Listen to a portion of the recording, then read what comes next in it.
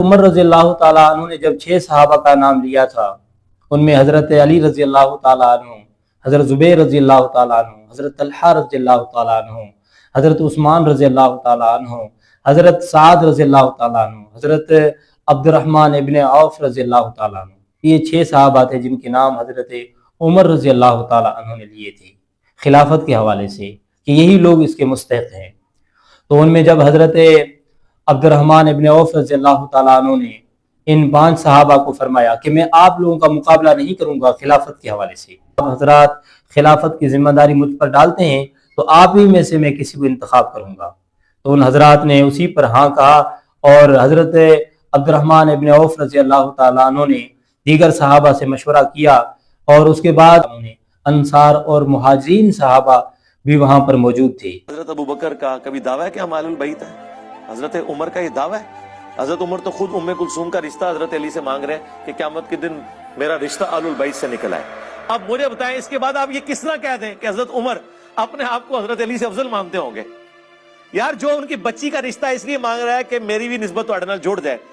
تو آپ کو یہ وسوسہ بھی کیسے آ گیا کہ حضرت ابو بکر عمر آل البیت سے اپنے آپ کو بہتر سمجھتے ہوں گے؟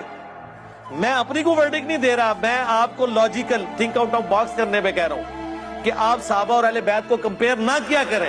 اہل بیت کے ساتھ کوئی بھی کمپیئر نہیں ہو سکتا۔ رحمان ابن عوف رضی اللہ تعالیٰ عنہ نے علی رضی اللہ تعالیٰ عنہ کو مخاطب کر کے فرمایا کہ علی، میں نے لوگوں کے خیالات معلوم کیے ہیں، وہ عثمان رضی اللہ تعالیٰ عنہ کے برابر کسی کو نہیں سمجھتے، تو آپ اپنے دل میں کوئی ایسی بات نہ لائیں، اس لیے میں اللہ کی سنت اور رسول اللہ کے 2 خلفاء کی سنت کے مطابق اس کی بیعت کرتا ہوں۔ تو حضرت عبد الرحمن ابن عوف رضی اللہ تعالیٰ عنہ نے حضرت عثمان غنی کی بیعت کی، اس کے بعد مہاجرین اور انصار نے اور دیگر مسلمانوں نے بھی حضرت عثمان غنی رضی اللہ تعالیٰ عنہ کی بیعت کی۔ عبد الرحمن ابن عوف رضی اللہ تعالیٰ عنہ نے یہ اپنی طرف سے بات نہیں کہی، یہ کہا کہ یہ جو مہاجرین اور انصار ہیں وہ عثمان رضی اللہ تعالیٰ عنہ کے برابر کسی کو نہیں سمجھتے، یعنی وہ اسی کے افضلیت کے قائل ہیں۔ یہاں پر لوگوں کو بات سمجھ نہیں آتی ہے، لوگ کہتے ہیں کہ بھائی دیکھو یہ خلافت کی بات ہے، بھائی خلافت کی بات نہیں ہے، افضلیت کی بات ہے۔ ہمارے نزدیک خلافت افضلیت سے ملتی ہے، جو افضل ہوگا اسی کو خلافت ملے گی۔ تو حضرت عبد الرحمن ابن عوف رضی اللہ تعالیٰ عنہ نے اپنی طرف سے بات نہیں کہی کہ میں کہتا ہوں، بلکہ صحابہ سے پوچھا، اور خود حضرت عبد الرحمن ابن عوف رضی اللہ تعالیٰ عنہ بھی حضرت عثمان غنی رضی اللہ تعالیٰ عنہ کی فضیلت کے قائل تھے۔ تو عبد الرحمن ابن عوف رضی اللہ تعالیٰ عنہ نے حضرت علی رضی اللہ تعالیٰ عنہ کو مخاطب کر کے فرمایا کہ میں نے لوگوں سے پوچھا ہے، یعنی انصار اور مہاجرین سے پوچھا ہے، عثمان رضی اللہ تعالیٰ عنہ کے برابر کسی کو نہیں سمجھتے۔ یہ صرف حضرت علی رضی اللہ تعالیٰ عنہ کی بات نہیں ہے، بلکہ زبیر رضی اللہ تعالیٰ عنہ بھی ہیں، حضرت سعد رضی اللہ تعالیٰ عنہ بھی ہیں، حضرت طلحہ رضی اللہ تعالیٰ عنہ بھی ہیں، اور خود حضرت عبد الرحمن ابن عوف رضی اللہ تعالیٰ عنہ بھی ہیں۔ تو ان 5 صحابہ اور یہ 5 صحابہ کے مقابلے میں وہ حضرت عثمان رضی اللہ تعالیٰ عنہ کو افضل سمجھتے تھے۔ تو جب حضرت علی رضی اللہ تعالیٰ عنہ سامنے موجود ہیں، عبد الرحمن ابن عوف رضی اللہ تعالیٰ عنہ اس کو مخاطب کر کے فرما رہے ہیں کہ میں نے لوگوں سے پوچھا ہے،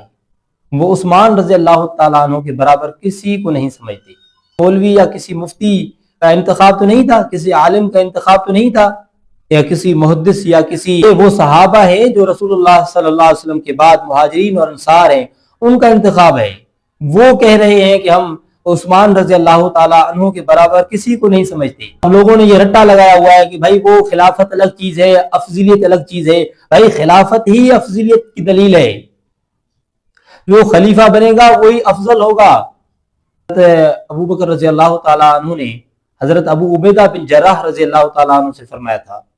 کہ ہم آپ کی بیعت کرتے ہیں، آپ کو نبی صلی اللہ علیہ وسلم نے امین بنایا ہے اس امت کا، کہ آپ اس امت کے امین ہیں۔ حضرت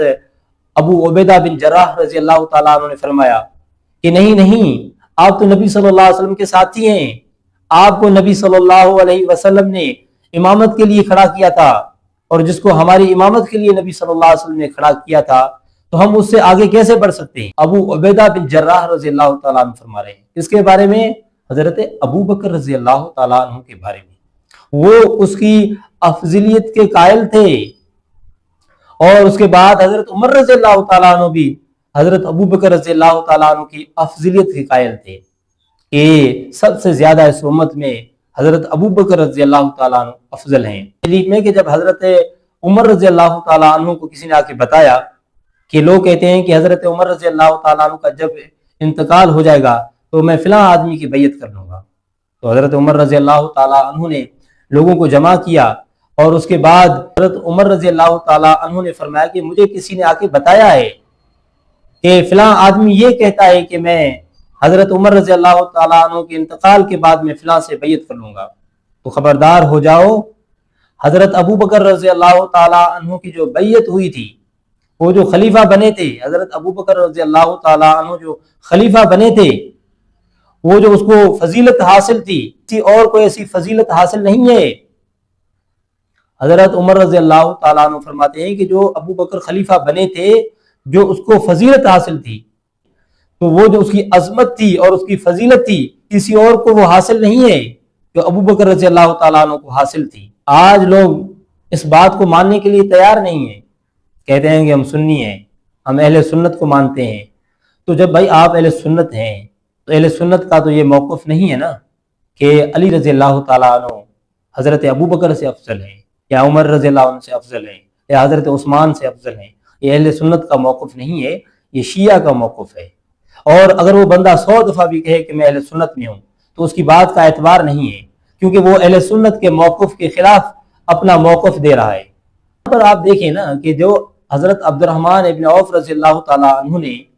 فرمایا کہ میں نے لوگوں کے خیالات معلوم کیے ہیں، وہ عثمان رضی اللہ تعالیٰ عنہ کے برابر کسی کو نہیں سمجھتے، تو یہ بڑی بات ہے، آپ اس کو سوچیں۔